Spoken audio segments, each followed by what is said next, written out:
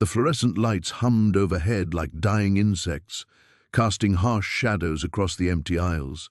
Marcus shifted his weight, the leather of his jacket creaking softly as he assessed the situation with the cold calculation of a man who'd survived 3 decades in the world's most dangerous motorcycle club. The tallest of the 3 college boys, blonde hair perfectly tousled, probably cost more than Sarah's weekly paycheck, leaned against the counter with practiced arrogance. His leather jacket proclaimed him a Millfield University linebacker, though Marcus doubted the kid had ever taken a real hit in his life. "Come on, sweetheart," the blonde said, his words slurred but his intentions crystal clear. "Just one drink. My dad owns half this shithole town." Sarah's dark eyes darted toward the front door, calculating distances like a trapped animal. Smart girl. Marcus noted the way she positioned herself near the emergency button beneath the register, though he doubted anyone would come if she pressed it. Not in a town like this, not for a girl like her. "I told you, the store is closed," Sarah said, her voice steadier than Marcus expected. There was steel in her spine, even with fear radiating from every line of her body. "Please, leave." The second boy, shorter, meaner, with dead shark eyes that reminded Marcus of men he'd killed, knocked over a display of Christmas ornaments. The glass baubles exploded across the linoleum like shattered dreams, the sound sharp and violent in the quiet store. "Oops," Shark Eyes said, not taking his gaze off Sarah. "Looks like you've got more work to do. Might be here all night." The third one, a wiry kid with nervous energy and daddy's money teeth, giggled like this was all a game. Marcus recognized the type, the follower who'd do anything to stay in the pack, who'd escalate to prove himself worthy of running with wolves. Marcus could walk away, should walk away. He had his own ghosts to face, his own failures waiting in the cemetery 20 miles down the road. Emma was dead, had been dead for 3 days now, and no amount of violence would bring her back or erase the 15 years of silence between them. But Sarah's trembling hands reminded him of another pregnant woman, another lifetime ago. Elena, 28 years old and carrying their daughter, standing in their kitchen while Marcus cleaned blood from his knuckles. The disappointment in her eyes when she realized the man she'd married would always choose violence over peace, the club over family. History didn't repeat, but it sure as hell rhymed. "You know what I think?" Blonde boy pushed himself off the counter, moving closer to Sarah. "I think you're being unfriendly. This is supposed to be Nebraska nice, right? Maybe we should teach you some manners." Sarah's hand moved toward the emergency button, but Shark Eyes was faster, grabbing her wrist with enough force to make her gasp.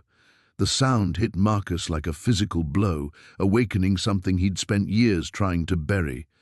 "Don't touch the button, bitch!" Shark Eyes twisted Sarah's arm, and she bit her lip to keep from crying out. "We're just being friendly."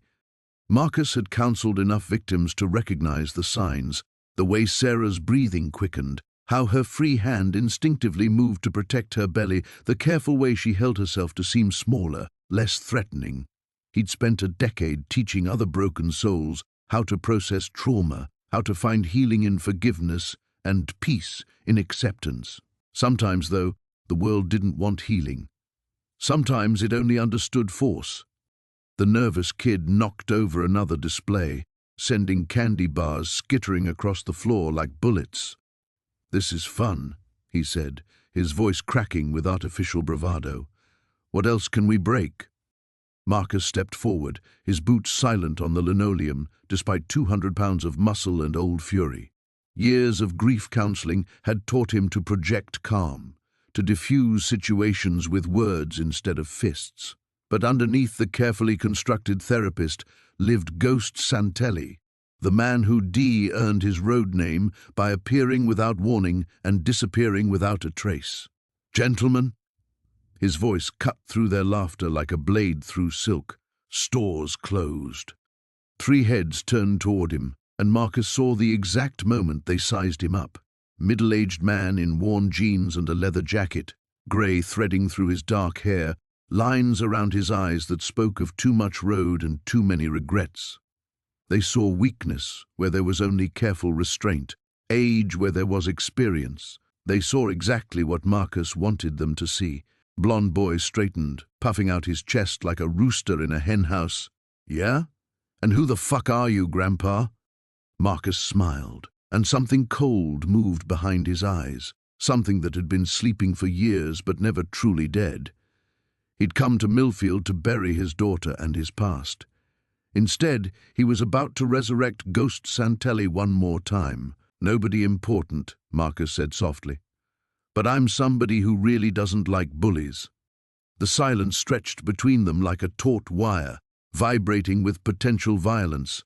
Marcus felt the familiar weight settle across his shoulders, the same feeling that had preceded every club confrontation, every territorial dispute, every moment when words stopped and action began. It was muscle memory older than his grief counselor certification, deeper than a decade of helping others find peace. But this wasn't who he was supposed to be anymore.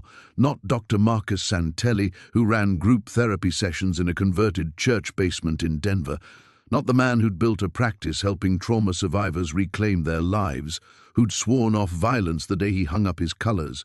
That Marcus would de-escalate, would use his training to defuse the situation without bloodshed. Ghost Santelli, though. Ghost had never met a problem he couldn't solve with his hands. "Look, old man."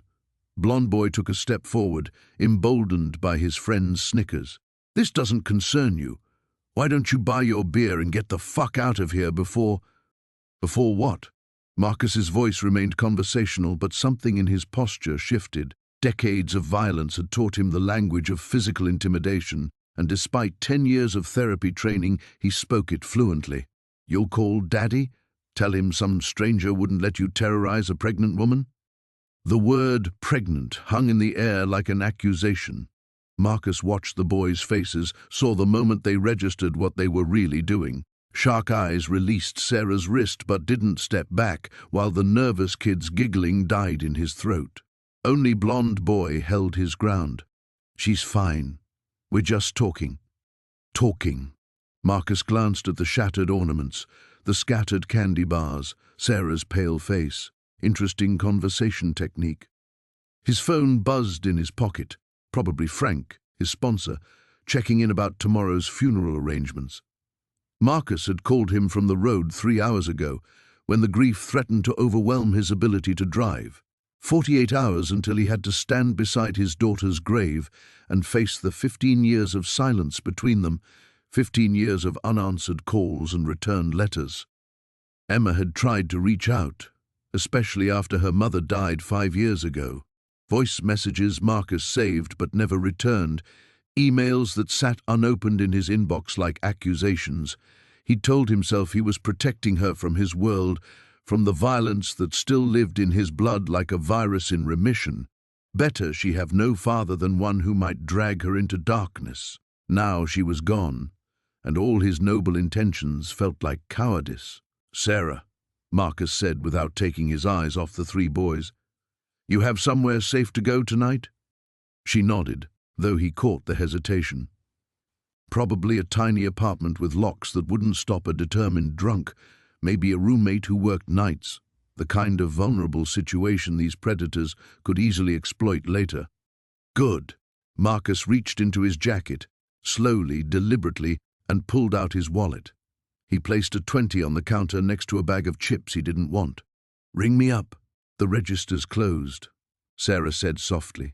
"Then we'll consider it a tip." Blond boy laughed, but it sounded forced. "Real generous, Grandpa. Now why don't you take your chips and—" "You know what I used to do for a living?"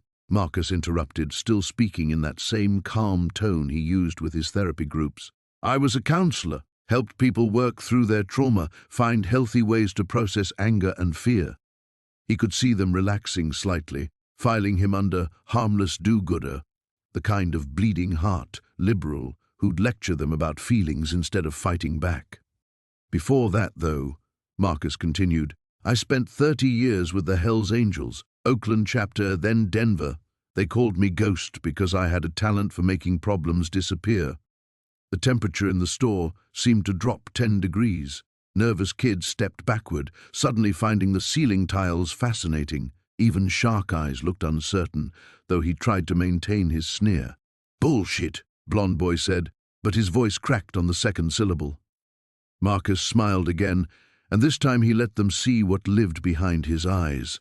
Not the patient therapist who helped soccer moms process their divorces, but the man who'd earned his reputation in dive bars and back alleys across 3 states.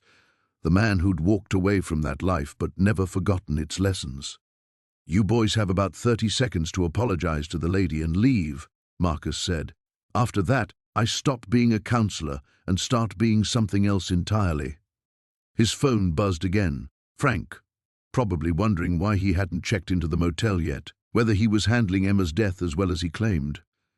The truth was, Marcus felt like he was drowning, in guilt, in regret, in the terrible weight of all the words he'd never said to his daughter. But right now, Sarah needed him to be something other than a grieving father.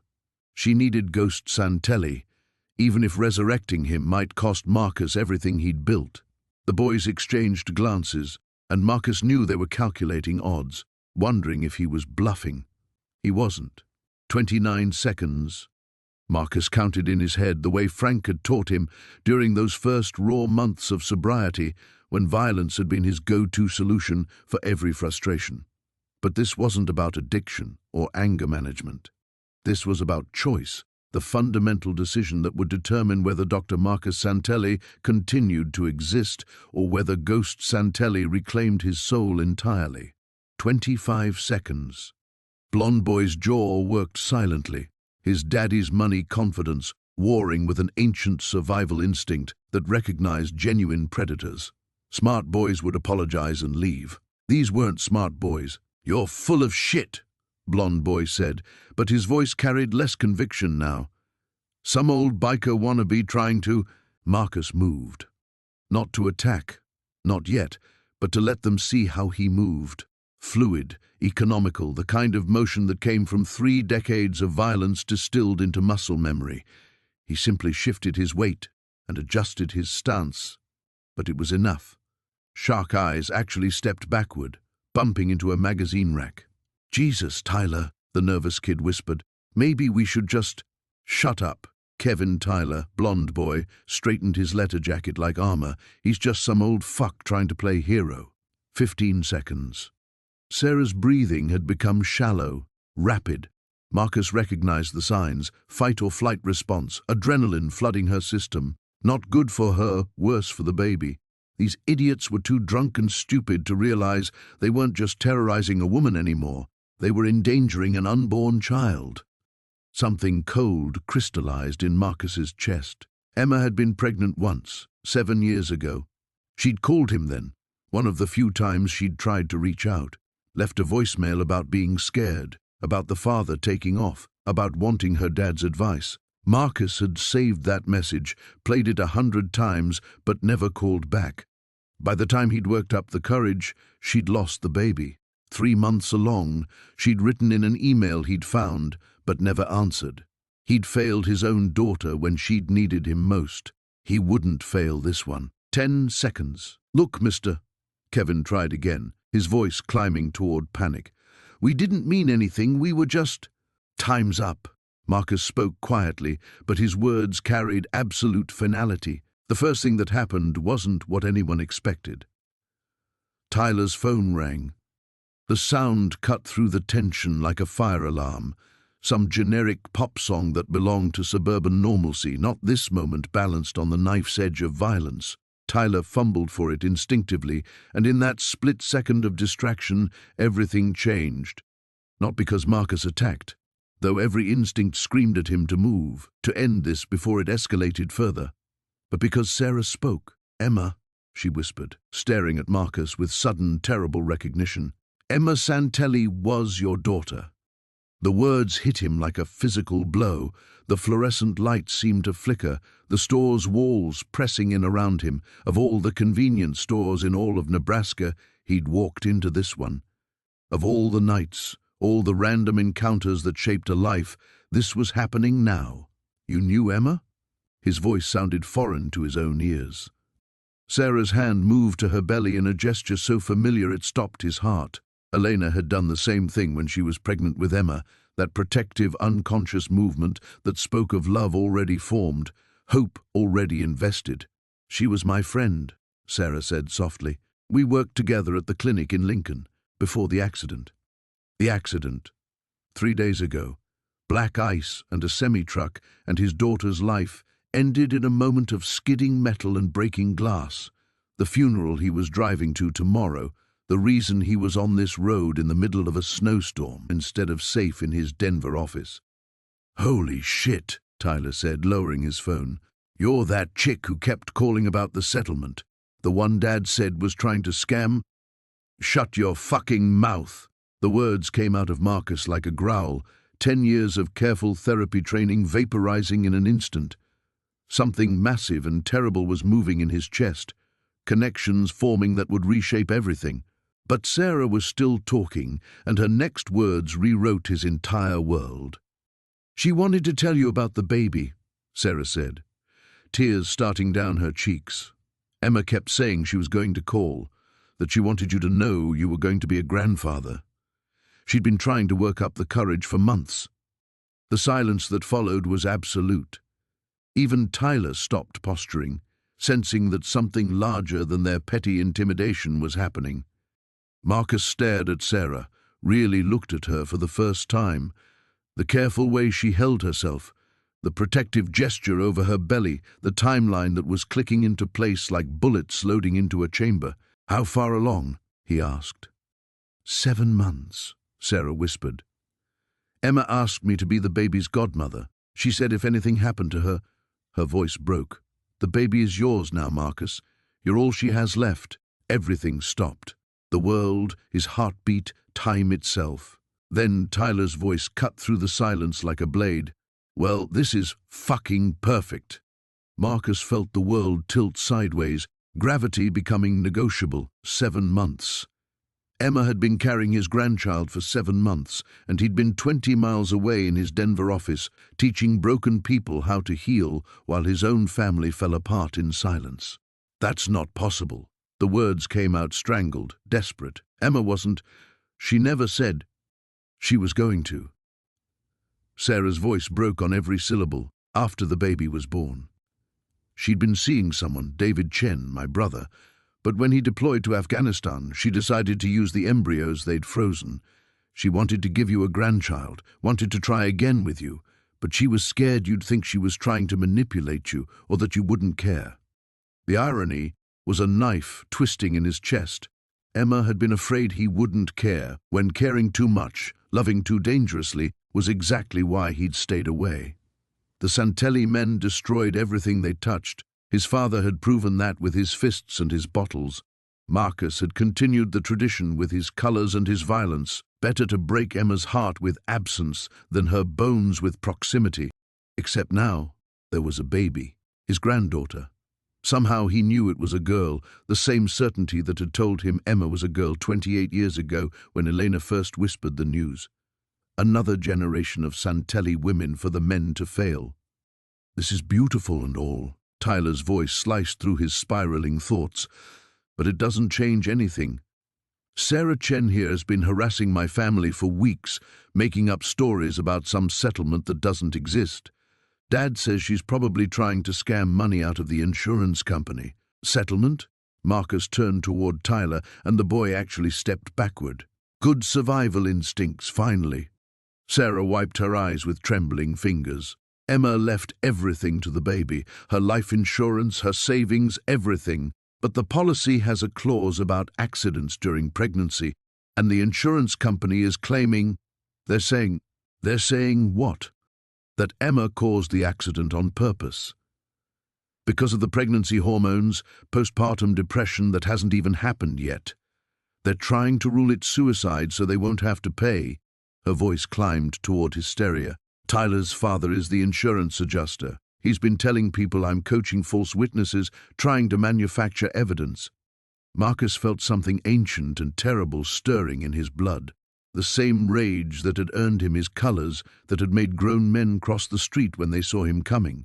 Insurance companies were vultures, but vultures that fed on pregnant women and dead daughters were something else entirely.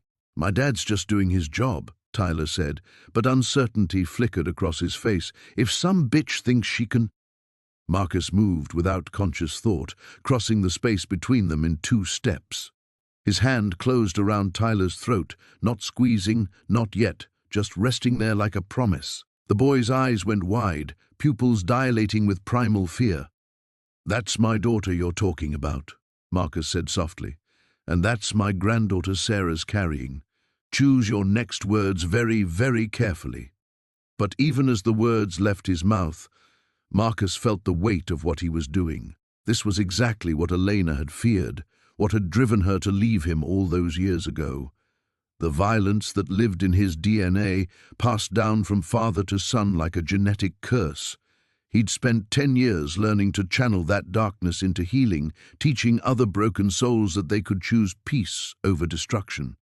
Now here he was, one revelation away from becoming Ghost Santelli again. One dead daughter and one unborn granddaughter, and a decade of growth crumbled like sand.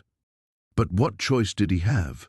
Sarah was alone, pregnant, being harassed by the children of the very people who should be protecting her. Emma was gone, and with her any chance of redemption, of proving he could be the father she'd deserved. All he had left was this moment, this choice between walking away or staying to fight. Walking away was safer, smarter. He could drive to tomorrow's funeral, bury his daughter with appropriate grief, and return to his practice in Denver. Let Sarah navigate Millfield's corruption alone. Let the insurance company steal Emma's legacy. Let his granddaughter grow up thinking her grandfather was a coward who abandoned her when she needed him most. Just like he'd abandoned Emma. Tyler made a choking sound, and Marcus realized his grip had tightened without permission.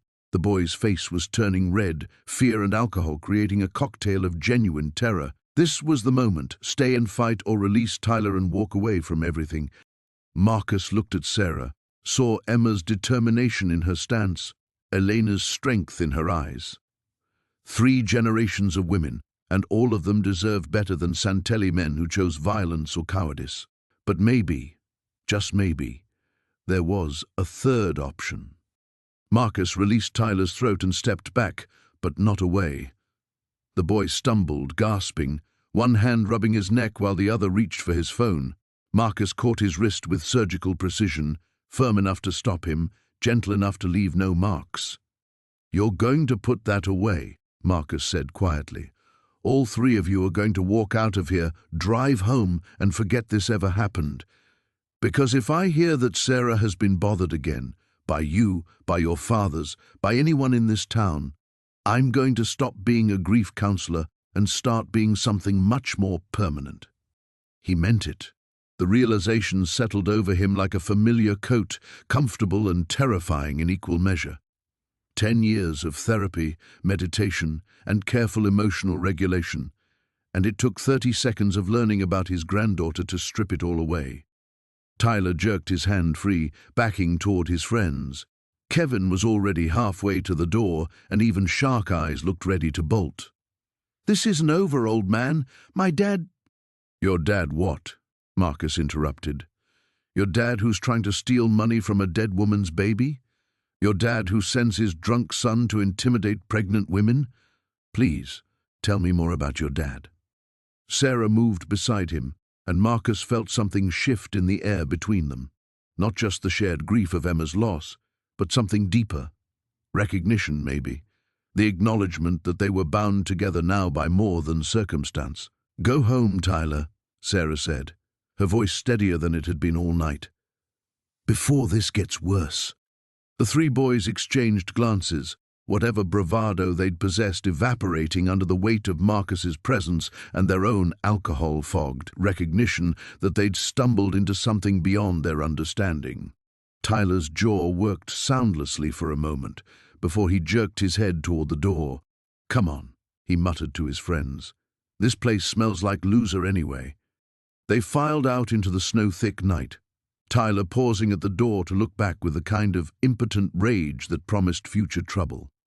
Marcus catalogued the look, filed it away with all the other threats he'd accumulated over the decades. Some promises you had to keep, whether you wanted to or not. The silence that followed their departure felt heavier than the confrontation itself. Sarah sank onto the stool behind the counter, one hand pressed against her belly, the other covering her mouth as if to hold back sobs. Marcus stood frozen between the candy aisle and the door, caught between two versions of himself, the man who'd spent 10 years building a new life, and the one who'd just committed to burning it down. "I'm sorry," Sarah whispered. "I'm so sorry you had to find out this way. Emma wanted to tell you herself. She was just waiting for the right moment, and now—" "How long have you known?" Marcus asked. "About me, I mean. Since the funeral home called for next of kin information. Emma had your name in her emergency contacts, but she'd made me promise to be the baby's guardian if anything happened. When I realized you were coming to the funeral—" She looked up at him with eyes that held too much knowledge. "I was going to tell you tomorrow, after the service. I thought you deserved to grieve your daughter before you had to decide about your granddaughter. Before you had to decide. As if there was a choice to make, as if he could walk away now that he knew." Marcus felt a bitter laugh building in his chest. Emma had known him better than he'd thought, known that blood would call to blood, that family meant everything even when it meant destruction. "What do you need?" The question came out of him without conscious thought, but once spoken, it felt inevitable. Not what do you want or what are your plans, but what do you need? Because he was staying, had probably been staying since the moment Sarah said Emma's name. "I need the insurance money," Sarah said simply. "Emma's policy was for $200,000. It's supposed to go into a trust for the baby, for college and medical expenses. But Tyler's father is blocking the payout, claiming he needs more evidence that it wasn't suicide. He's demanding psych records, employment history, personal correspondence, anything he can use to paint Emma as unstable. And if he succeeds, the baby gets nothing. I'm a grocery store clerk with no insurance and a high-risk pregnancy. I can't afford the medical bills for the birth, let alone raising her afterward." Sarah's voice cracked. Emma saved every penny for this baby. She worked double shifts, sold her car, moved into a studio apartment. Everything was for her daughter. Her daughter. Marcus felt something break open in his chest, grief and fury and a love so fierce it physically hurt. Emma had done what he'd never been able to do, what 3 generations of Santelli men had failed to accomplish. She'd put family first, made sacrifices for someone who couldn't protect themselves. And now that sacrifice was being stolen by bureaucrats and small-town corruption. "I'm staying," Marcus said, and felt the last bridge between his old life and whatever came next collapse into ash. "We're going to fix this." The words hung between them like a contract written in blood. Marcus watched Sarah's face cycle through disbelief, hope, and something that might have been terror. She understood what he was offering, not just help, but the kind of help that came with consequences neither of them could predict. "You don't know what you're getting into," she said finally. "This isn't just Tyler and his friends. His father, Robert Brennan, runs half the town council. The police chief owes his job to Brennan's political connections. The mayor's been in Brennan's pocket since his last campaign.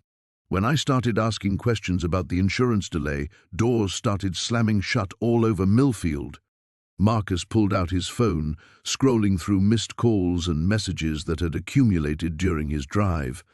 3 from his practice manager, 2 from clients whose sessions he'd have to reschedule, 1 from Elena, the first contact they'd had in 2 years. He deleted them all without reading. "Tell me about the accident," he said. Sarah's breath hitched. Emma was driving home from her last prenatal appointment. The roads were icy, but she was being careful. She always drove like she was carrying precious cargo. A semi ran a red light at the intersection of Highway 30 and Miller Street, T-boned her on the passenger side. Her voice dropped to a whisper. The trucker said she never even tried to swerve. "That's what Brennan's using? That she didn't swerve? He's claiming it proves suicidal intent. Says a person who wanted to live would have tried to avoid the collision, even if it was impossible. He's got some expert witness lined up, a psychiatrist from Omaha who specializes in pregnancy-related depression. Never met Emma, but apparently that doesn't matter.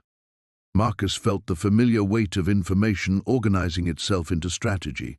30 years in and around organized crime had taught him how corruption worked, how small-town power structures could be more vicious than anything the Hells Angels had ever produced. At least bikers were honest about their violence. What about the truck driver? What's his story? James Rodriguez. He's been driving for 15 years, clean record. He was devastated about the accident, kept saying Emma never had a chance. Sarah pulled a folder from beneath the counter, her hands shaking as she opened it. But here's the thing, his company, Interstate Freight Solutions, just got a major contract with Brennan's insurance firm. $3 million over 5 years, signed 2 weeks after Emma died. The pieces clicked together with mechanical precision. A clean driver, a convenient accident, and a payoff disguised as business. Marcus had seen variations of this pattern dozens of times. The only difference was the scale and the setting. You have proof of the contract? Public records. Filed with the county clerk's office. Sarah handed him a stack of photocopied documents. I've been collecting everything I can find. Financial records, email correspondence, meeting minutes from town council sessions. Emma taught me that documentation matters more than accusations. Smart girl, his daughter. Smarter than her father, who'd spent decades settling disputes with fists and threats. But maybe that combination, Emma's intelligence and his particular skill set, was exactly what this situation required. Marcus's phone buzzed. Unknown number, local area code. He answered without identifying himself. Marcus Santelli? The voice was smooth, professional, with the kind of practiced warmth that came from years of selling people things they didn't want. This is Robert Brennan. I understand you're in town for your daughter's funeral tomorrow. Please accept my condolences. What do you want, Brennan? Direct. I appreciate that. I wanted to reach out personally because I'm afraid there's been some confusion about Emma's insurance policy. Sarah Chen has been spreading some unfortunate misinformation, and I'd hate for you to be caught up in any unpleasantness during your time of grief. Marcus watched Sarah's face go pale as she recognized the name.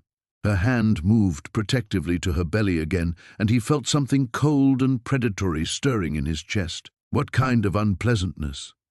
Well, harassment claims for starters. Sarah's been quite persistent in her attempts to contact my office, showing up uninvited, making accusations she can't substantiate. And then there's tonight's incident at Morrison's Market. My son mentioned he encountered Sarah and an older gentleman who became quite aggressive. Marcus looked out the store's front window. The parking lot was empty except for his bike and Sarah's Honda, but something felt wrong. Too quiet, too still, like the moment before an ambush. Your son harassed a pregnant woman. According to Tyler, he was simply asking Sarah some questions when this gentleman threatened him physically, made specific threats about what would happen if Tyler spoke to Sarah again. Brennan's voice maintained its professional warmth, but underneath ran a current of pure malice. Now, Mr. Santelli, I did some research after Tyler's call. Quite an interesting background you have. I'm sure the state licensing board would be fascinated to learn that Marcus Ghost Santelli is practicing therapy under his real name. The threat landed like a physical blow. Everything Marcus had built over the past decade, his practice, his reputation, his carefully constructed new identity, balanced on the edge of Brennan's knowledge. What do you want? Marcus repeated. Simple. Take Sarah back to Lincoln tonight. Attend your daughter's funeral tomorrow with dignity and grace. Then go home to Denver and let the insurance investigation proceed according to proper protocols. Marcus felt the familiar weight of a weapon at his back, though he carried none. Old instincts died hard, the hyper-awareness, the cataloguing of exits, the way his body automatically shifted into combat stance even during a phone conversation. Brennan's research had been thorough, but not thorough enough. The man knew about Ghost Santelli's criminal past, but he didn't understand what a decade of grief counseling had added to that foundation. You seem to have me confused with someone who scares easy, Marcus said, watching Sarah's reflection in the store window. She was mouthing no repeatedly, her eyes wide with the kind of fear that came from knowing exactly how much she had to lose. Brennan's laugh carried the confidence of a man who'd never faced real consequences. "Mr. Santelli, I'm not trying to scare you. I'm offering you a way out of a situation that can only end badly for everyone involved. Your daughter is dead. Tragic, but unchangeable. Sarah's accusations won't bring Emma back, and your involvement will only make things worse for her and the baby. The baby that's my granddaughter. A baby that needs stability, not a guardian with a criminal record and a former Hell's Angel with anger management issues as her grandfather figure." Brennan's voice sharpened. "I've spoken with Child Protective Services. They're very interested in Sarah's living situation, her financial instability, her association with violent criminals. One phone call, Mr. Santelli, and that baby goes into the system before she's even born." The threat hit its target. Marcus saw Sarah's face crumple, watched her slide one protective hand over her belly while the other gripped the counter for support. This wasn't about insurance money anymore. It was about power, about a small-town king defending his territory against outsiders who dared to question his authority. "You're making a mistake, Brennan." "Am I? Let me paint you a picture of what happens if you stay. First, the state licensing board receives an anonymous tip about your background. Your practice gets investigated, your clients abandon you, your reputation crumbles. Then the IRS gets a call about potential tax irregularities. Amazing how complicated things get when your legal name doesn't match your business records. Meanwhile, Sarah gets fired for creating a hostile work environment, loses her apartment when she can't pay rent, and CPS steps in to protect an unborn child from an unstable situation." Marcus closed his eyes, seeing the machine of destruction that Brennan had assembled. Each piece designed to look legitimate, bureaucratic, unavoidable, the kind of systematic dismantling that required resources, connections, and the absolute confidence that no one would fight back. "And if I leave? Sarah keeps her job, her apartment, her baby. The insurance investigation concludes that Emma's death was a tragic accident and the policy pays out in full. Everyone moves on with their lives, and your granddaughter grows up in a stable, loving home instead of foster care." Through the window, Marcus watched a police cruiser glide slowly through the parking lot, its searchlight sweeping across his Harley. No coincidence. Brennan wanted him to see it, to understand that the entire town infrastructure was aligned against them. Sarah was crying now, silent tears that spoke of someone who'd fought too long against impossible odds. She'd gathered evidence, built cases, challenged corruption with nothing but determination and Emma's memory as weapons. Now she was learning what Marcus had always known. Sometimes the system wasn't broken, it was working exactly as designed, just not for people like them. "How long do I have to decide?" Marcus asked. "I'm a reasonable man. You can finish up whatever business you have with Sarah tonight, get some sleep, attend the funeral tomorrow morning. I'd expect you both to be on the road to Lincoln by tomorrow afternoon. That gives you," Marcus heard papers rustling, "roughly 18 hours. The line went dead. Marcus stood holding the phone, feeling the weight of 2 decades of careful choices collapsing into this single moment. He'd built his new life on the principle that violence only created more violence, that healing was stronger than destruction, that broken men could choose to become something better. But Emma was dead, his granddaughter was threatened, and Sarah was drowning in the quicksand of small-town corruption. All his therapy techniques, all his patient progress toward becoming a better man, and he was right back where he'd started, facing a choice between protecting his family or protecting his soul. Sarah wiped her eyes, straightening with visible effort. "You should go," she said quietly. "This isn't your fight. Emma wouldn't want you to lose everything for us." Marcus looked at her, really looked, and saw Emma in the stubborn set of her jaw, Elena in the fierce protectiveness of her posture. 3 generations of women who'd loved Santelli men despite their capacity for destruction, who'd fought battles they shouldn't have had to fight because the men in their lives were either absent or dangerous. "Pack whatever you need," Marcus said finally. We're not going to Lincoln. Marcus, we're going to war. Sarah stared at him as if he'd just declared his intention to burn down the entire state of Nebraska. War? Marcus, you heard what he said. They'll destroy your life. Take the baby. They'll try. Marcus moved to the window, watching the police cruiser make another slow pass. The pattern was deliberate, territorial, a predator marking its hunting ground. But Brennan made his first mistake when he threatened family. His second was thinking, I'm still the same man I was 20 years ago. What do you mean? Marcus turned from the window, and Sarah saw something in his expression that made her breath catch. Not the cold fury that had faced down Tyler and his friends, but something far more dangerous, calculation tempered by purpose, violence refined into precision. I spent 30 years using my fists to solve problems, won some fights, lost others, but never learned anything except how to hit harder. He moved toward the counter where Sarah's evidence folders lay scattered. Then I spent 10 years learning how systems actually work, how people think, what motivates them, where their real weaknesses hide. He picked up the contract documentation, scanning the financial records with the focused attention of someone who'd learned to read between the lines of human nature. Brennan thinks he knows my story. Ex-biker goes straight, builds respectable life, won't risk losing it. Classic rehabilitation narrative. Isn't that what happened? Part of it. Marcus set down the papers, meeting Sarah's eyes. But he doesn't understand what a decade of grief counseling teaches you. I've sat with mothers who've lost children, fathers who've destroyed their families, kids who've survived things that would break most adults.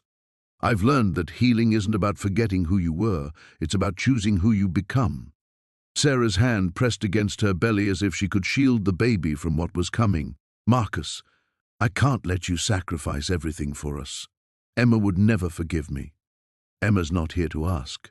The words came out harsher than he'd intended, and he saw Sarah flinch. I'm sorry, that's not. What I mean is, I've been living the last 15 years for a daughter who wouldn't speak to me, building a life I thought might make her proud, trying to become the father she needed me to be 20 years too late. He gestured toward the evidence folders, toward the window, where snow continued to fall on a town that had killed his daughter and was now threatening his granddaughter. She's gone, Sarah. But her baby isn't. And maybe this is who I was supposed to become. Not the respectable therapist who stays quiet when bullies win, but someone who knows how broken systems work and has the skills to break them back. What are you talking about? What skills? Marcus felt something unlock in his chest, a door he'd kept sealed for a decade swinging open to reveal rooms he'd hoped never to revisit. But some doors, once opened, couldn't be closed again, especially when family was at stake. Brennan's playing a game he thinks he understands. Small-town corruption, intimidation, bureaucratic warfare. He's got his connections mapped out, his pressure points identified, his victims isolated and helpless. Marcus picked up his phone, scrolling through contacts he hadn't called in years, but he's never faced someone who learned violence in prison yards and organization in boardrooms, someone who understands that the most dangerous weapon isn't a gun or a knife. It's information used by someone with nothing left to lose. Sarah watched him with growing alarm. Marcus, what are you planning? I'm planning to give Brennan exactly what he's asking for, a war, but not the kind he's expecting. Marcus found the contact he was looking for, Danny Chen, no relation to Sarah but a former client whose brother happened to run the most successful private investigation firm in Chicago. He wants to threaten my practice? My reputation? Fine. Let's see how his empire holds up when someone starts pulling on the right threads.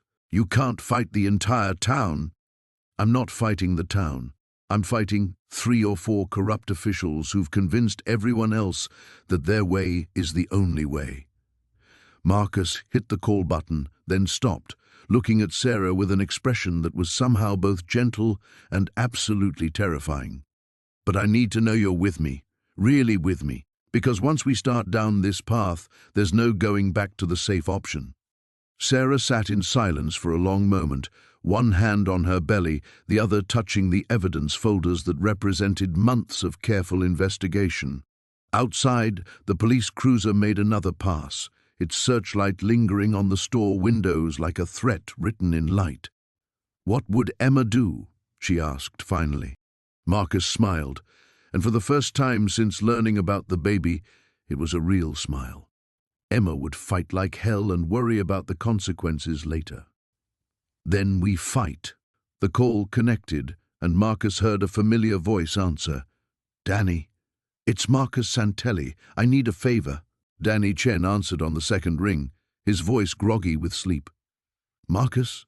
Jesus, what time is it? Are you okay?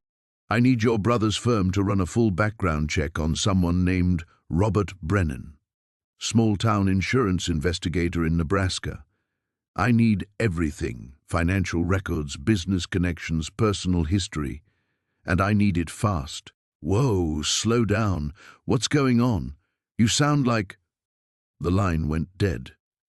Marcus stared at his phone, watching the screen flash call failed in stark letters. He tried again, but the call wouldn't connect.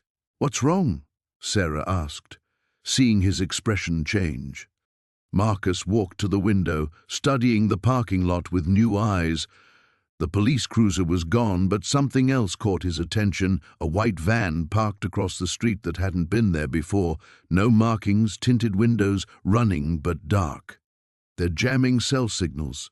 He tried Sarah's phone with the same result. Professional-grade equipment. This isn't small-town intimidation anymore. Sarah's face went pale. "What does that mean?" Before Marcus could answer, the store's landline rang. The sound cut through the silence like a blade, urgent and somehow predatory. They both stared at it for 3 rings before Marcus picked up. "Having phone troubles, Mr. Santelli?" Brennan's voice carried a smugness that made Marcus's jaw clench. "Technology these days. So unreliable when you need it most. What do you want, Brennan?" "I want you to understand something. That call you just tried to make? To Daniel Chen in Chicago? His brother's firm specializes in corporate investigations, doesn't it? Very thorough, very expensive. The kind of service that might cause problems for local businessmen who value their privacy." Marcus felt cold certainty settle in his stomach. Brennan hadn't just been watching. He'd been listening, probably since the moment Marcus walked into town, the kind of surveillance that required resources far beyond what a small-town insurance investigator should possess. "Here's what's going to happen," Brennan continued. "In about 5 minutes, Sheriff Morrison is going to receive a call about suspicious activity at the grocery store. Someone reported seeing a known criminal threatening a pregnant woman, possibly holding her against her will. Very concerning given your background." Through the window, Marcus saw headlights approaching from 3 different directions, not random patrol cars, coordinated movement boxing them in. "The sheriff will be obligated to investigate, of course, and when he arrives he'll discover that you've been harassing Ms. Chen, demanding she recant her statements about the insurance investigation, threatening her if she doesn't cooperate. Tragically, the stress of the situation causes her to go into premature labor. You bastard!" "Miss Chen will be rushed to the hospital where she'll receive excellent care. But given the traumatic circumstances, Child Protective Services will have no choice but to intervene. Can't have a newborn going home with someone who associates with violent criminals, can we?"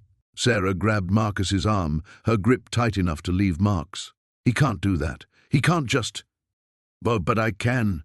Brennan's voice came clearly through the speakerphone. "You see, Miss Chen, I've been planning for this possibility ever since you started asking uncomfortable questions. Every piece is in place. The sheriff, the hospital staff, the CPS caseworker, they're all just doing their jobs, following proper procedures. Nothing criminal about it." Marcus watched the headlights drawing closer, realizing with sick certainty that he'd walked into a trap that had been waiting for him since the moment he decided to fight back. Every move he'd made, every plan he'd formed, Brennan had anticipated and countered. "The beautiful thing about small towns," Brennan continued, "is that everyone knows everyone. Sheriff Morrison has been a family friend for 20 years. Dr. Patterson at the hospital owes his position to my recommendation. The CPS supervisor? Her daughter got a full scholarship to college thanks to a donation from my insurance firm. This is kidnapping, Sarah whispered, but her voice lacked conviction. They both knew that when the system itself was corrupt, legal definitions became meaningless. This is consequences, Brennan corrected. I gave you both a chance to walk away. You chose to escalate. Now you'll learn what escalation actually looks like. The first police car pulled into the parking lot, followed immediately by a second. Marcus counted 4 officers total, all moving with the careful coordination of men following a well-rehearsed plan. Your granddaughter will be placed with a loving family, Brennan said, his voice taking on the tone of someone explaining a kindness. Good people who'll raise her properly, without the violence and instability that seems to follow Santelli men. And you'll go back to Denver knowing that the last thing you accomplished in Emma's memory was destroying the life of the woman carrying her child. Marcus closed his eyes, feeling 30 years of careful choices crumbling into dust. He'd spent a decade learning to be better, to choose healing over destruction, to believe that broken men could build something worth saving. But the system didn't care about redemption stories, it cared about power, and Brennan had all of it. The police were at the door now, their flashlights cutting through the store windows like searchlights hunting prey. Checkmate, Mr. Santelli. The word checkmate hung in the air like a death sentence. But something in Marcus shifted, not the explosive rage he'd expected, but a cold, crystalline clarity that cut through 20 years of careful self-control. He looked at Sarah, saw the terror in her eyes, the protective hand curved over her belly, and suddenly understood what Emma had been trying to tell him in that final voicemail. You were never broken, Dad. You were just pointing your strength in the wrong direction. Sarah, he said quietly, his voice carrying absolute certainty, do you trust me? She stared at him, seeing something in his face that made her nod without hesitation. Marcus smiled, not the therapeutic, measured expression he'd perfected over a decade of grief counseling, but something far more dangerous, the smile of a man who just realized he'd been playing the wrong game entirely. Brennan, he said into the phone, his voice conversational, almost friendly, you made one critical error in your beautiful plan, really. And what's that? You assumed I came here alone. The silence on the other end stretched long enough for Marcus to hear Brennan's breathing change, the first crack in his absolute confidence. You see, when a former Hell's Angel decides to travel cross-country for his daughter's funeral, word gets around. Old brotherhood runs deep, even when you've left the life behind, especially when that brotherhood learns someone killed one of their own. Marcus moved to the store's back office, Sarah following with growing understanding. On the desk sat Emma's laptop, the one detail Brennan's people had missed in their meticulous planning. Emma wasn't just investigating insurance fraud, Marcus continued, powering up the computer. She was building a RICO case, federal racketeering charges against a network that spans 6 states, involves dozens of officials and processes millions in fraudulent claims annually. The laptop screen illuminated, showing desktop icons that Marcus recognized from his daughter's methodical nature. She'd always been organized, even as a child, every file labeled, every document cross-referenced. That's impossible! Brennan's voice had lost its smugness, taking on the sharp edge of a man whose world was suddenly less solid than he'd believed. Emma uploaded everything to a federal server 3 days before her death. Insurance fraud, bribery, money laundering, conspiracy, all documented with forensic accounting that would make the IRS weep with joy. Marcus found the file he was looking for, a video message labeled for Dad, in case something happens. His daughter's face filled the screen, recorded just days before her death. She looked tired but determined, surrounded by the same evidence folders that now lay scattered across the store counter. Dad, if you're watching this, then something's gone wrong. I've been investigating systemic insurance fraud, and I think they know I'm close to exposing everything. I've sent all the evidence to the FBI field office in Omaha, but I needed someone I trust to have access to. I know we haven't spoken, but you're the only person I know who understands how systems of power really work and how to tear them down when they're corrupt." Brennan was shouting now, his voice carrying clearly through the phone. "Morrison, get in there now. Take them both into custody." But Marcus was barely listening, transfixed by his daughter's final message to him. Not accusation or anger, but trust. Trust that despite everything, despite 15 years of silence, he would know what to do with the weapon she'd forged. "The trigger phrase is Emma's justice," his daughter's recorded voice continued. "Once you say those words to Agent Patricia Valdez in Omaha, everything uploads automatically to federal prosecutors in 7 states. They've been building parallel cases, waiting for someone to connect the dots. I connected them, Dad. I connected all of them." Through the store windows, Marcus saw Sheriff Morrison and his deputies positioning themselves, but their movements had changed. Less confident now, more concerned. Because whatever Brennan was telling them over their radios was clearly not matching the calm, measured conversation they could see through the glass. "Sarah," Marcus said, turning to face her, "call Agent Patricia Valdez at the FBI Omaha field office. Tell her Emma's justice is served." Sarah's hands shook as she dialed, but her voice was steady. "This is Sarah Chen. I need to speak with Agent Valdez. Tell her Emma's justice is served." The connection went through immediately. "Ms. Chen, we've been waiting for your call. Federal units are en route to your location. ETA 12 minutes. Marcus picked up the phone to Brennan, hearing shouting and confusion in the background, the sound of a carefully constructed conspiracy, realizing it had just stepped into a trap 2 years in the making. "You wanted to know who I really am, Brennan? I'm Marcus Santelli. I'm a father who failed his daughter while she was alive, but won't fail her in death. And I'm the man Emma chose to deliver her justice." In the distance, sirens were approaching, not local police, but federal vehicles moving with absolute authority. "Checkmate yourself." The line went dead, leaving Marcus and Sarah in sudden silence, broken only by the approaching sirens. Through the store windows, they watched Sheriff Morrison's deputies exchange increasingly frantic radio communications, their confident formation dissolving into confused clusters of uncertainty. Marcus felt something he hadn't experienced in 15 years, the deep satisfaction of a perfectly executed plan coming together. But this wasn't the crude violence of his youth or the careful diplomacy of his counseling practice. This was Emma's gift to him, the chance to be both the father she'd needed and the protector Sarah deserved. "Marcus," Sarah said, her voice shaky with relief and residual terror, "is it really over?"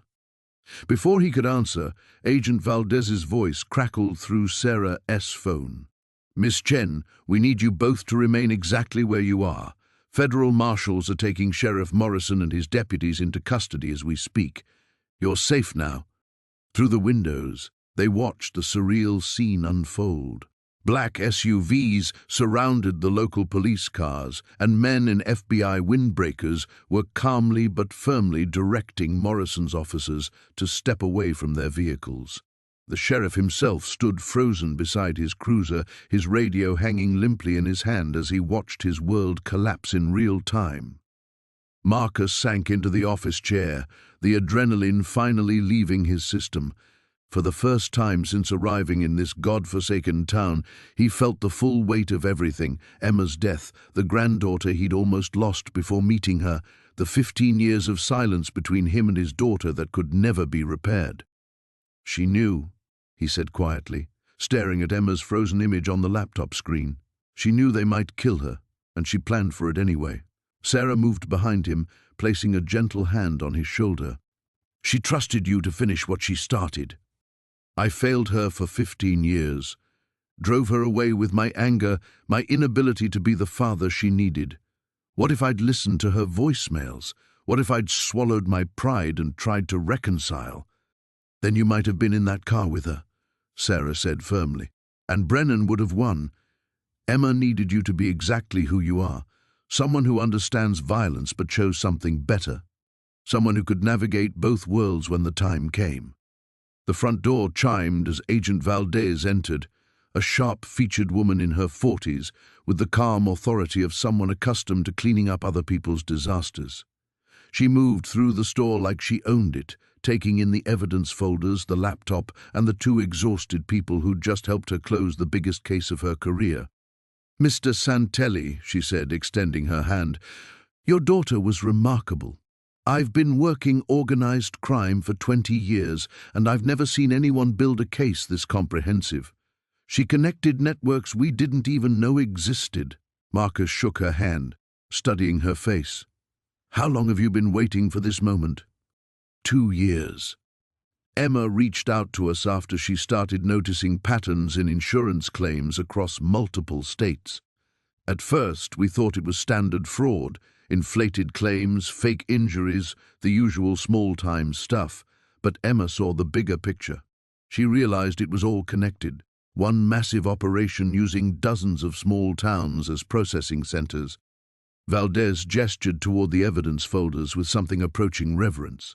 She identified the money laundering operation, tracked the political connections, even found the communications network they used to coordinate between jurisdictions, but she needed someone they trusted to make the final moves, someone they'd reveal themselves to completely. "She used herself as bait," Sarah whispered, understanding dawning in her voice. "Not exactly.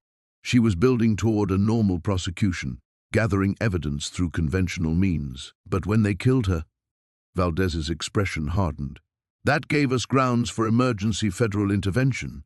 Your daughter's death warrant became their arrest warrant." Marcus looked around the store where it had all come together. The grocery where Sarah worked, where Emma had shopped during her investigation, where 3 drunk bullies had provided the catalyst that brought him into the story his daughter had been writing. It seemed impossible that so much had hinged on such random events. "What happens now?" he asked. "Now we roll up the entire network. Brennan was just middle management. We've got mayors, county commissioners, state legislators, even a federal judge who took money to expedite certain court cases. Your daughter's work is going to reshape how we investigate interstate organized crime." Sarah's phone rang, startling them all. She glanced at the screen with confusion. "It's Dr. Patterson, from the hospital." Marcus tensed, remembering Brennan's threats about forcing premature labor, about taking the baby through child services. "Sarah?" Dr. Patterson's voice carried none of the authority Brennan had claimed. Instead, he sounded confused and slightly frightened. "I just received the strangest call from someone claiming to represent your interests regarding medical decisions for your pregnancy. I wanted you to know that no one has any authority to make decisions about your care except you. If someone is pressuring you—" "Thank you, Doctor," Sarah said, meeting Marcus's eyes with a smile that transformed her entire face. "I think that pressure just disappeared entirely." After she hung up, Agent Valdez nodded approvingly. "Fear makes people complicit. Remove the fear, and suddenly everyone remembers how the system is supposed to work." Marcus felt the final pieces of tension leave his shoulders. Emma had built them a path to justice, and they'd walked it together. For the first time in 15 years, he'd been the father his daughter needed him to be. The weight of victory should have felt lighter, but as Agent Valdez finished coordinating with her team, and the immediate chaos settled into organized federal efficiency, Marcus found himself facing a question that cut deeper than any of Brennan's threats. What came next? "The trials will take months," Valdez explained, closing her phone after another update from the field. "We'll need both of you to testify, but the bulk of the evidence speaks for itself." Emma documented everything with the thoroughness of someone who knew she might not be around to explain it. Sarah shifted uncomfortably in the plastic chair they'd brought her from the break room, one hand unconsciously rubbing her lower back. The stress of the evening was catching up with her body, reminding Marcus that whatever justice they'd achieved, she was still a pregnant woman who'd been terrorized and threatened. "You should get some rest," he told her. "Real rest, in your own bed, without worrying about who might be watching." "What about you?" she asked. And the question hung between them like a bridge he wasn't sure he was ready to cross. Marcus looked around the grocery store that had become the unlikely battlefield where he'd finally fought alongside his daughter, instead of against her memory. In a few hours, this would return to being just another small-town market, selling bread and milk to people whose biggest worry was whether the roads would be clear for the morning commute. The extraordinary would fade back into the ordinary, leaving him to figure out where Marcus Santelli fit in a world where Emma's story had finally reached its conclusion. "I need to finish what I came here to do," he said quietly. "Emma's funeral is tomorrow." But even as he said it, the words felt incomplete. The man who'd driven into this snowstorm 3 days ago had been heading toward an ending, the final severing of a relationship that death had already made irreparable. The man sitting in this grocery store at 2 in the morning had discovered something else entirely, that some relationships transcended death, that love could be expressed through action even when words had been forever lost. Agent Valdez gathered her files, preparing to leave them with the federal team that would process the scene. "Mr. Santelli, I hope you understand what your daughter accomplished. This network was responsible for hundreds of millions in fraudulent claims, but more than that, they corrupted entire communities, small towns where people couldn't get fair insurance settlements, where local officials served criminal organizations instead of their constituents. Emma gave us the tools to restore justice to places that had forgotten what it looked like." After Valdez left, Marcus and Sarah sat in the peculiar quiet that follows a storm.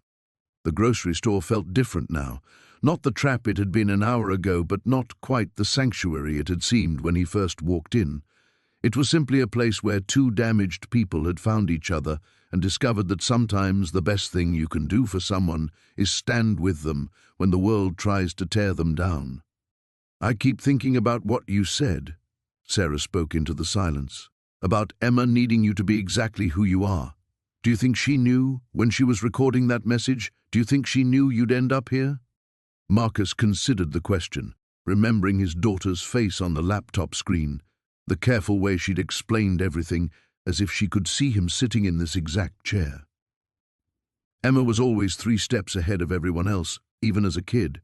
She'd plan her science fair projects 6 months in advance, research college scholarships in middle school. But this, he gestured toward the evidence folders that federal agents were now carefully cataloging. This required more than planning. It required faith. Faith in what? Faith that when the moment came, I'd choose to be her father instead of my own worst enemy. Outside, the snow had stopped falling, and the first hints of dawn were beginning to soften the darkness. Soon, this longest night of Marcus's life would officially end, and he'd have to decide who he wanted to be in whatever came after. "Sarah," he said, turning to face her fully, "I'm going to ask you something, and I need you to answer honestly. No politeness, no gratitude for what happened tonight. Just the truth." She met his eyes, waiting. "Do you want me to stay? Not for protection, that threat's over. Not because you need help, you're stronger than you know, but because—" He paused, searching for words that wouldn't trivialize either Emma's memory or Sarah's autonomy. "Because this baby is Emma's daughter too, and maybe there's something worth building here, something she'd want us to build." Sarah was quiet for a long moment, her hand resting on her belly where his granddaughter was growing, the future Emma had planned for, fought for, died protecting. "Yes," she said simply, "I want you to stay." The word hung in the air between them, like a promise neither quite knew how to keep. Marcus felt something shift inside his chest, not the violent surge he'd lived with for so many years, but something quieter and infinitely more dangerous. Hope. But before he could respond, his phone rang with a number he recognized but hadn't expected to see again. Tommy Razor Del Vecchio, his former sergeant-at-arms, calling at 3 in the morning from a Nevada area code. "Ghost!" Tommy's voice carried the weight of brotherhood and threat in equal measure. "Heard you had some excitement tonight. Word travels fast when federal agents start rolling up operations that touch our interests." Marcus stepped away from Sarah, his body automatically shifting into the alert stance that had kept him alive through decades of dangerous conversations. "Tommy, been a while." "Not long enough, apparently. See, we got a problem. That insurance network your daughter burned down? Some of those claims were washing money for people we do business with. Important people who don't appreciate losing their pipeline because you decided to play grieving father. The old Marcus would have met threat with counter-threat, would have escalated until someone backed down or someone died.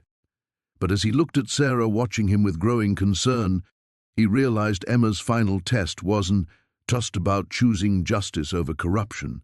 It was about choosing the future over the past. The money's gone, Tommy. The operation's gone. Find another way to do business. It ain't that simple, and you know it. These people invested serious cash in that network. They want compensation, and they figure the man who cost them their money should be the one to provide it. Marcus understood the subtext. The club had evolved since his time, become more businesslike in some ways but no less brutal in others.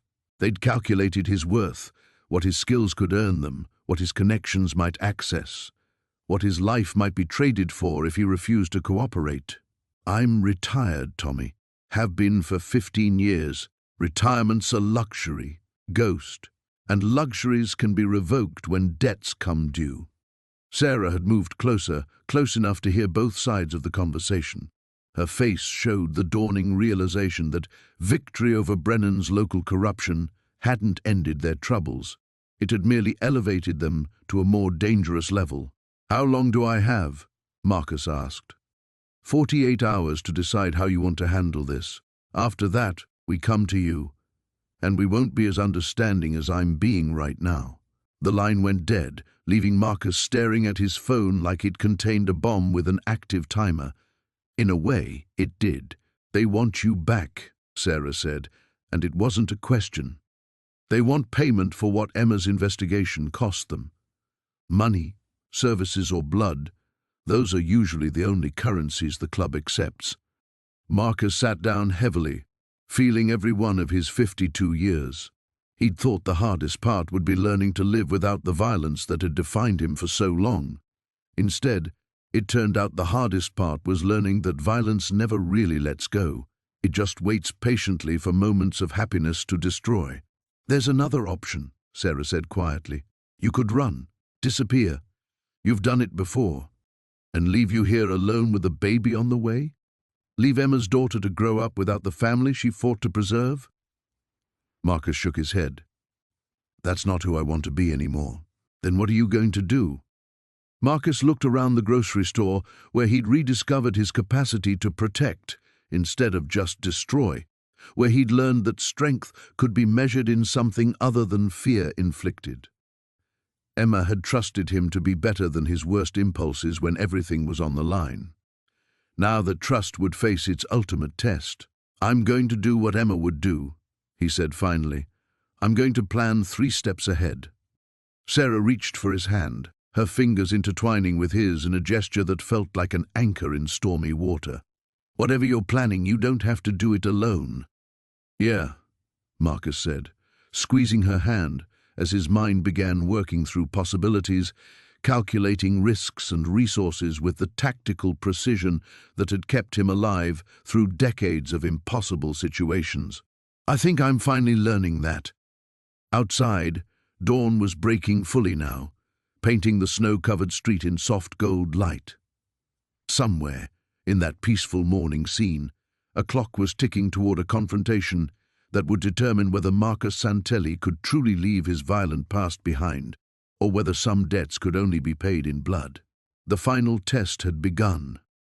Marcus spent the next day planning like a general preparing for war, but fighting like a father protecting his family. By evening, he had made 3 phone calls that would either save them all or destroy everything he'd tried to build. The first call was to Agent Valdez. I need a meeting, he'd said simply. Tonight. And I need you to trust me one more time. The second call was to Tommy Del Vecchio, the Riverside truck stop off Highway 30. Midnight. Come alone and we'll talk terms. The third call was the hardest, to Father Miguel Santos, the prison chaplain who'd helped him find his way to grief counseling after his release. I need you to do something for me, Marcus had said. And if it goes wrong, I need you to make sure Sarah and the baby are protected. Now, as snowflakes drifted through the truck stop's harsh fluorescent lights, Marcus sat in his car watching the clock tick toward midnight. Sarah was safe in her apartment, surrounded by federal protection. Emma's funeral had been that morning, a small private service where he'd finally said the words he should have spoken 15 years ago. But tonight was about ensuring his granddaughter would grow up in a world where the sins of her grandfather couldn't reach her. At 11:58, Tommy Del Vecchio's black Harley pulled into the lot, followed by two SUVs that positioned themselves to block the exits. Marcus recognized the tactical positioning. They weren't here to negotiate, they were here to collect. Tommy approached the diner entrance, his leather cut displaying patches that told the story of 3 decades in the club. He was thicker now, grayer, but he moved with the same predatory confidence Marcus remembered. Behind him, 6 men spread out across the parking lot with military precision. Marcus entered the diner and chose a booth in the back corner, positioning himself so he could see both entrances. The waitress, a tired-looking woman in her 50s, poured coffee without being asked and retreated to the far end of the counter. Tommy slid into the opposite seat, his eyes scanning the nearly empty diner before settling on Marcus with the calculating stare of a man evaluating prey. "You look old, Ghost," Tommy said, lighting a cigarette despite the no-smoking sign. "Soft. 15 years of playing civilian will do that to a man. I look like someone who found better things to do with his life than threaten pregnant women. Speaking of which, heard your daughter left you a hell of a going-away present. Course, she also left us with a hell of a cleanup bill." Marcus leaned back, letting the familiar rhythms of intimidation wash over him without taking hold. "Cut the performance, Tommy. We both know why you're here. The question is whether you're smart enough to walk away." "Walk away?" Tommy's laugh was sharp as broken glass. "Brother, you cost our associates $40 million in lost revenue and another $20 million in legal exposure. That's not walking away money. That's pay with your life money. Unless I offer something more valuable than money." Tommy's eyes narrowed. "Keep talking." Marcus pulled out his phone and placed it on the table between them.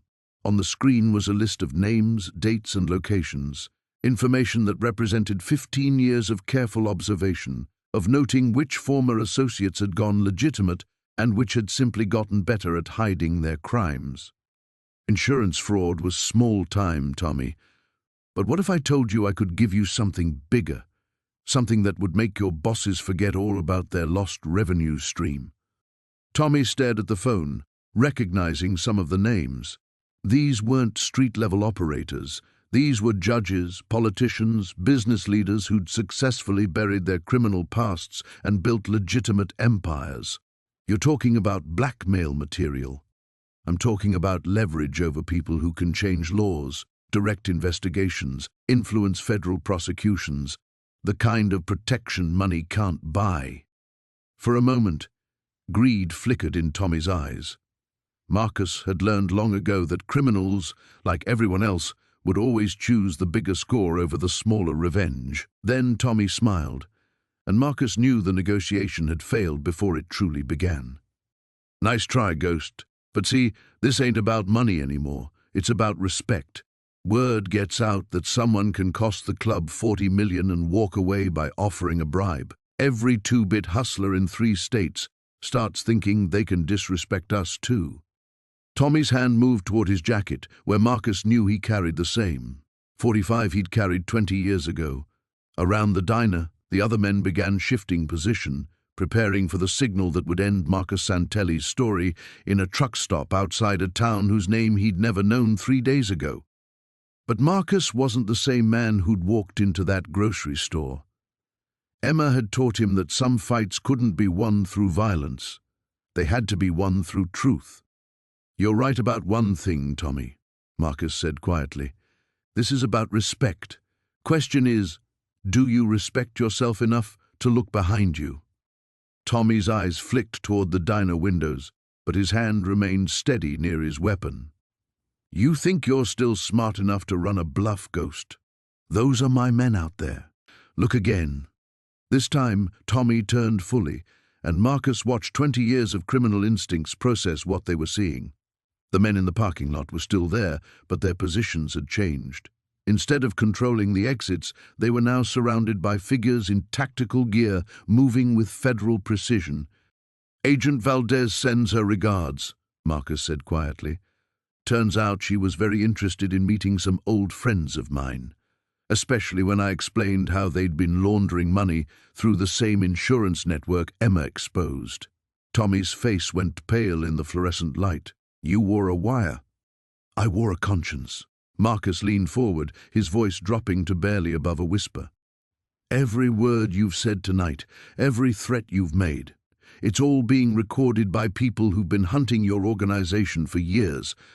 The only question now is whether you're smart enough to cooperate or stupid enough to reach for that gun." Through the windows, Marcus could see Tommy's men being taken into custody with the efficient choreography of a long-planned operation. No shots fired, no dramatic confrontations, just the quiet professionalism of justice finally catching up to men who'd thought they were untouchable. "You son of a bitch," Tommy breathed. "You traded us. I traded a life of violence for a chance to watch my granddaughter grow up." Marcus's voice carried no anger, no triumph, only the quiet certainty of a man who'd finally chosen the right side. "Emma taught me something I should have learned years ago. Sometimes the strongest thing you can do is refuse to fight." Tommy's hand was shaking now, hovering near his weapon as his world collapsed around him. Marcus could see the calculations running behind his eyes, the desperate math of a cornered animal looking for any way out. "Don't," Marcus said simply. "You've lost. Accept it." 15 years I've been running this crew," Tommy said, his voice thick with rage and disbelief. 15 years of building something real, something that mattered. And you destroy it all for what? Some dead daughter's bastard kid? The words hit Marcus like physical blows, but he absorbed them without flinching. He'd heard worse from his own conscience during the dark years after Emma's accident.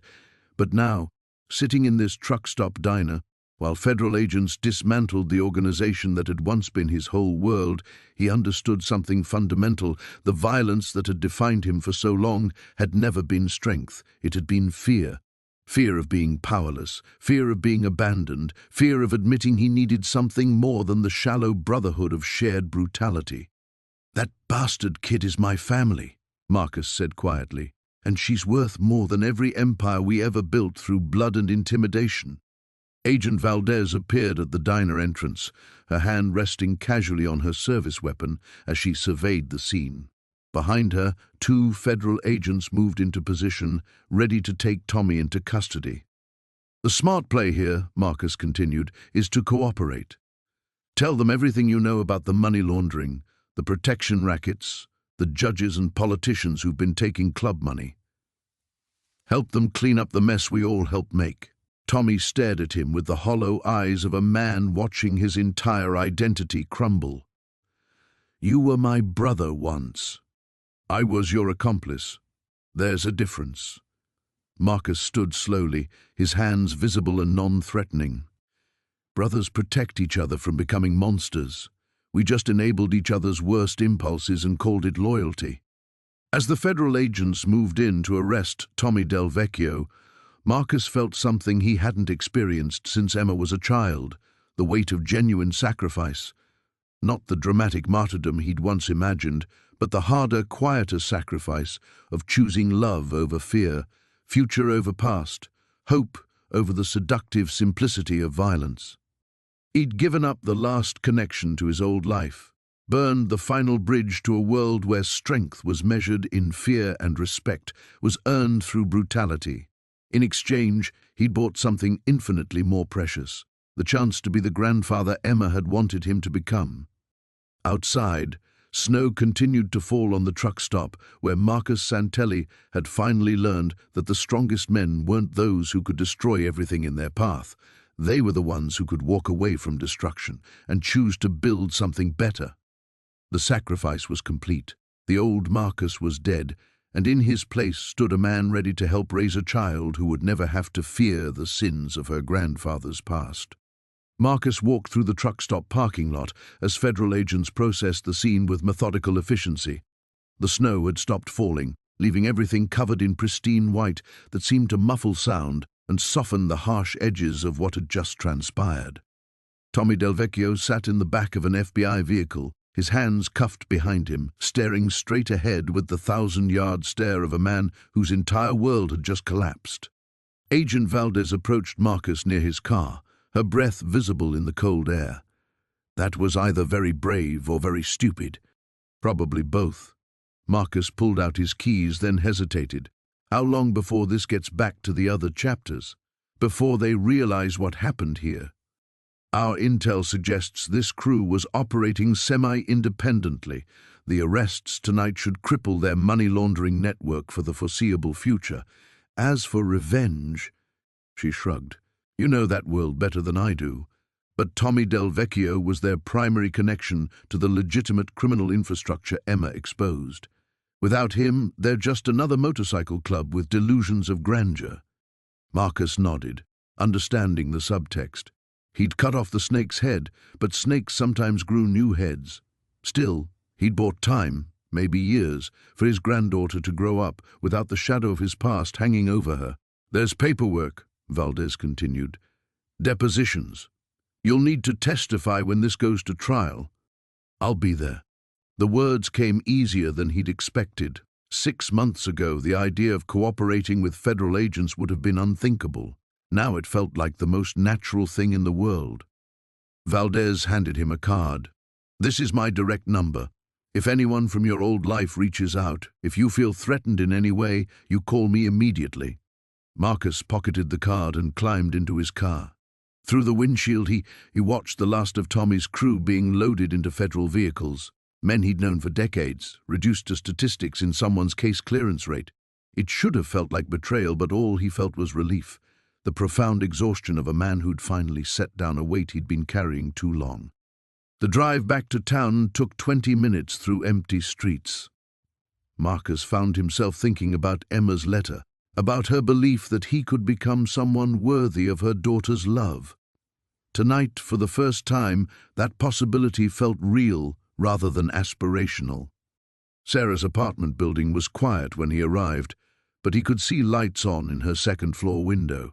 He climbed the stairs slowly, giving himself time to process what had just happened. He'd made enemies tonight, people who would view his cooperation with federal agents as the ultimate betrayal, but he'd also made a choice about the kind of man he wanted to be for the remainder of his life. Sarah opened the door before he could knock, her face tight with worry. I heard sirens earlier, police cars heading toward the highway. It's over, he said simply, and watched the tension drain from her shoulders. She stepped aside to let him in, then immediately moved to put the kettle on, a domestic gesture that felt like coming home after decades of exile. Tell me what happened. Marcus settled onto her couch, surprised by how natural it felt to be here, in this small space that smelled of tea and pregnancy vitamins and the faint scent of baby clothes Sarah had started washing in preparation. He told her everything from the federal cooperation to Tommy's arrest to the dismantling of the money laundering network that had connected his old life to Emma's investigation. So we're safe?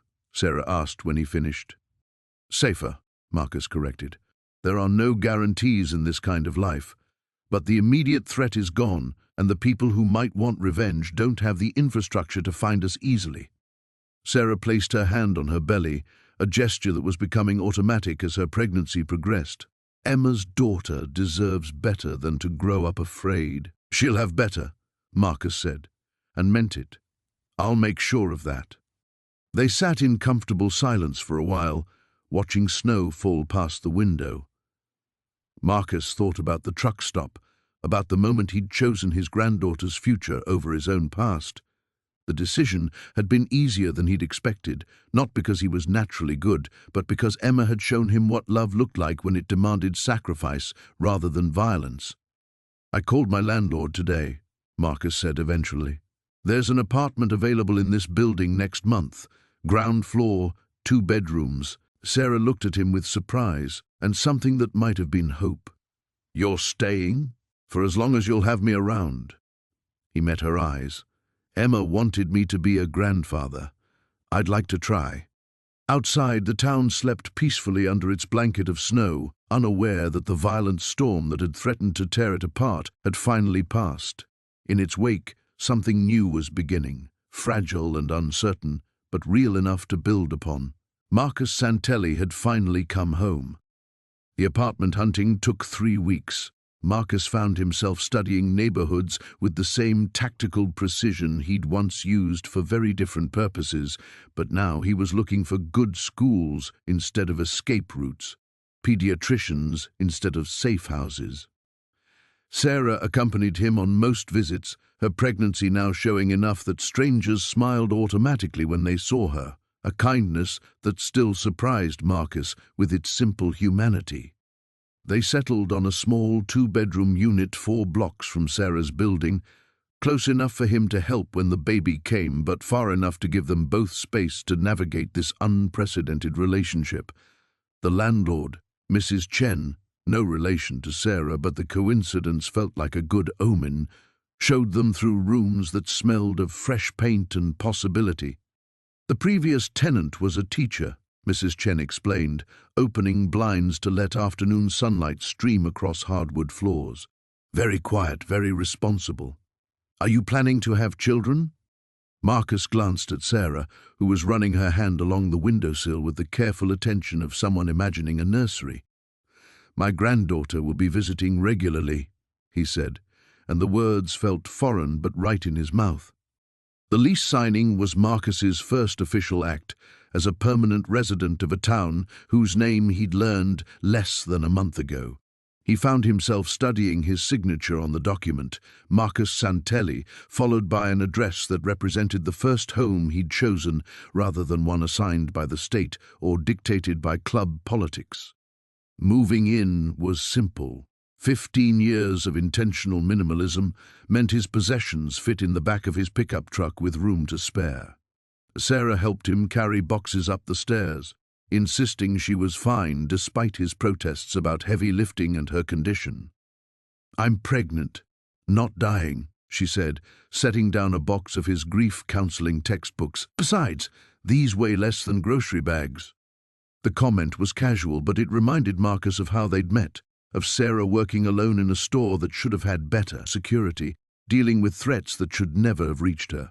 He'd been a stranger then, acting on instincts he didn't fully understand. Now he was something else entirely. Family, chosen rather than born, bound together by circumstances that had transformed them both. His first official act in the new apartment was hanging a framed photo of Emma, not the formal portrait from her insurance company website, but a candid shot from her college graduation that he'd found among her personal effects. In it, she was laughing at something off camera, her cap slightly askew, looking young and hopeful and alive. He placed it on the mantelpiece where he'd see it every morning, a reminder of the woman who'd taught him that love sometimes meant letting go and sometimes meant holding on with everything you had.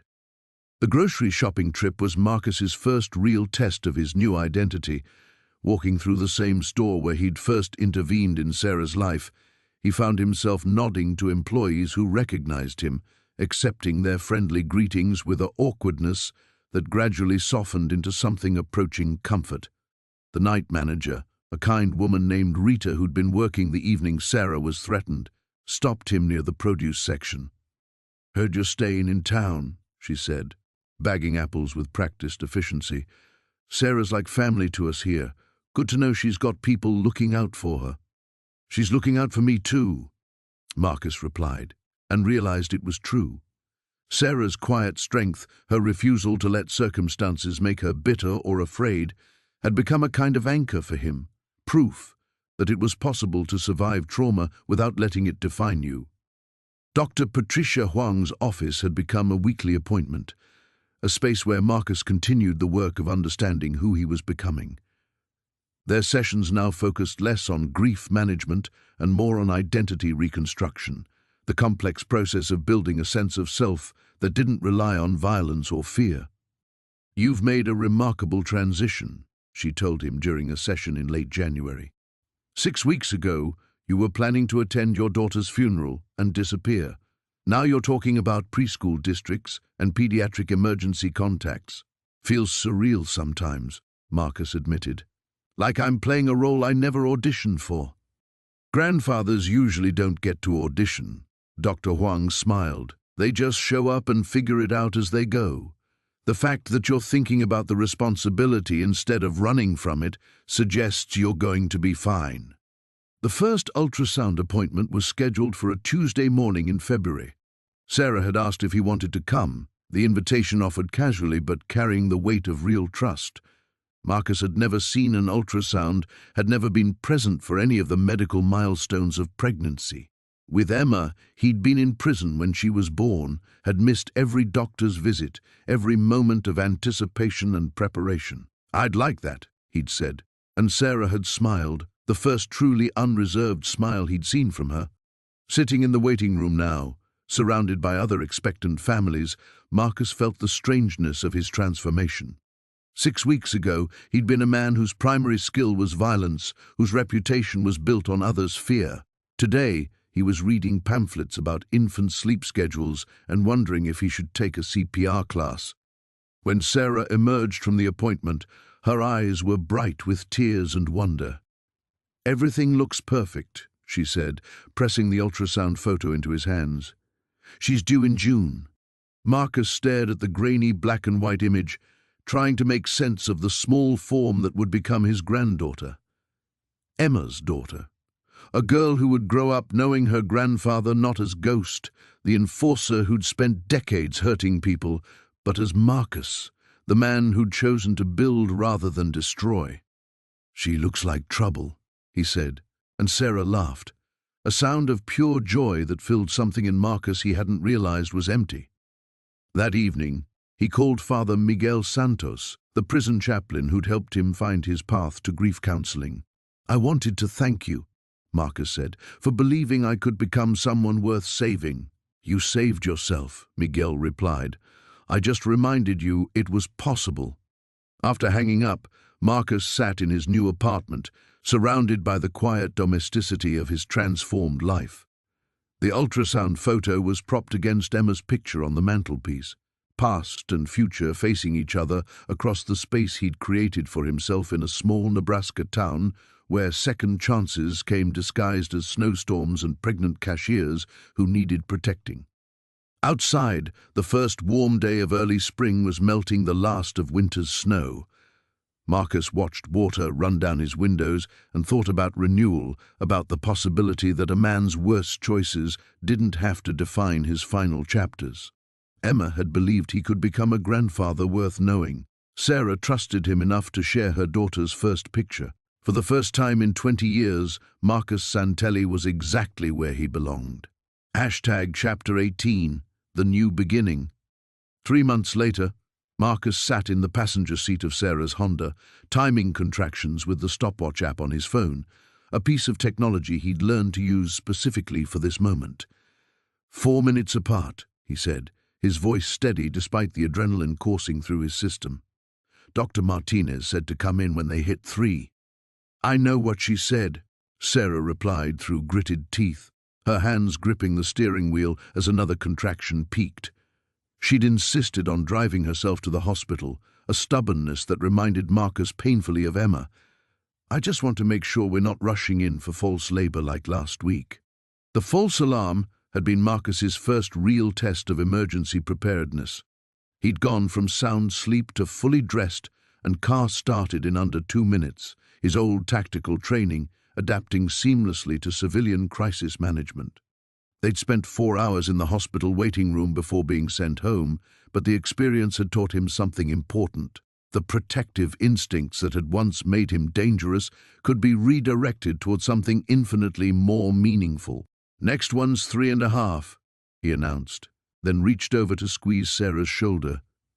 "We should go." The delivery took 14 hours. Marcus spent most of it in the waiting room, pacing the small space with the restless energy of a man accustomed to action who'd been relegated to observer status. Sarah had asked him to wait outside during the actual birth, a boundary he respected completely, understanding that some moments were too intimate for their still developing relationship. When Dr. Martinez finally emerged, still in her scrubs, Marcus felt his heart stop. "Congratulations, Grandpa," she said with a tired smile. "You have a beautiful, healthy granddaughter. 7 pounds, 3 ounces. Sarah's doing great too." The walk down the hall to Sarah's room felt longer than any journey Marcus had ever taken. He paused outside her door, suddenly uncertain. For months he'd been preparing for this moment, but now that it was here, he felt the weight of his own inadequacy. What did he know about being a grandfather?